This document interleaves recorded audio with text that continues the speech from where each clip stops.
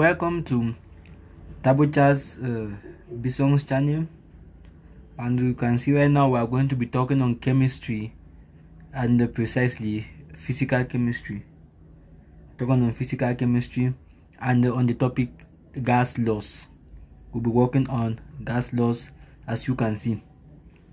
Now the three different gas laws that we are going to make into play is the Boyle's law. We are going to make mention of the Boyle's law.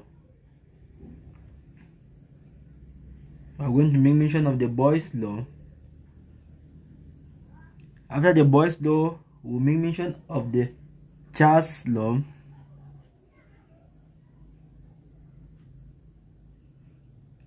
We are going to make mention of the Charles law, and then we have the Gay-Lussac's law, and we have the Gay-Lussac's law.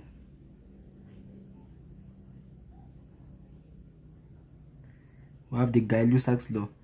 These are the three laws we are going to talk about. These are the three different laws we are going to make mention of this in this part of chemistry. And now, without withstanding, we can go ahead with the first law, which is the Boyle's law. And we know that Boyle's law states that the pressure of a fixed mass of gas, pressure of a fixed mass of gas is directly proportional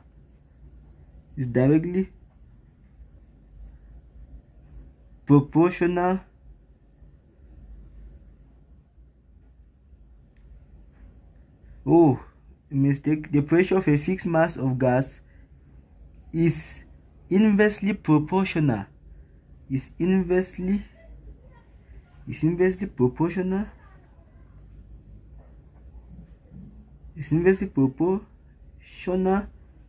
to its volume. At constant temperature. Is inversely proportional to its volume at constant temperature. Now this means mathematically,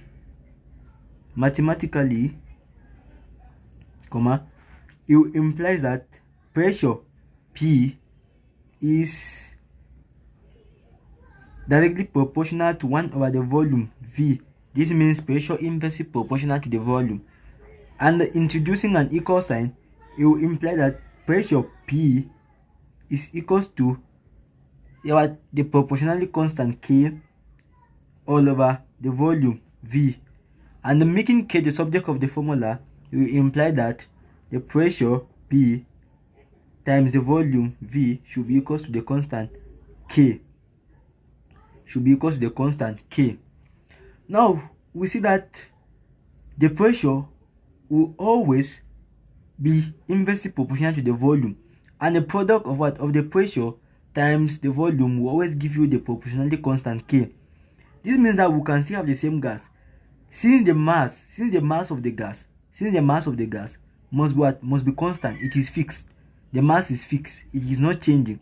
So if you have a pressure, we can say if we have a pressure P1 times the volume P1, it will also be equal to the pressure of that same gas P2 times the volume V2.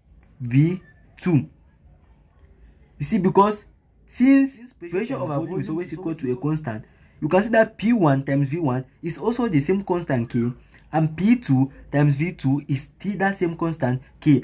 And that is why we equate these two expressions to say that pressure times the volume, that's P1 times V1, should be equal to P2 times V2. Now, the reason why we say this is because you see that even you have the pressure P1 and the volume V1. For example, when that pressure is changing, when the pressure of a gas is changing, since when the pressure will be changing, the volume will be decreasing. It means the proportionality constant that you obtain from this pressure V1 times volume V1 will be equal to that same proportionality constant, in which you will obtain from this very pressure P2 times volume V2. It means all of these two expressions will always give you the same constant K, since the mass of the gas is fixed. The mass of the gas is not changing. That result can alter only when the mass is being changed. Now, this is our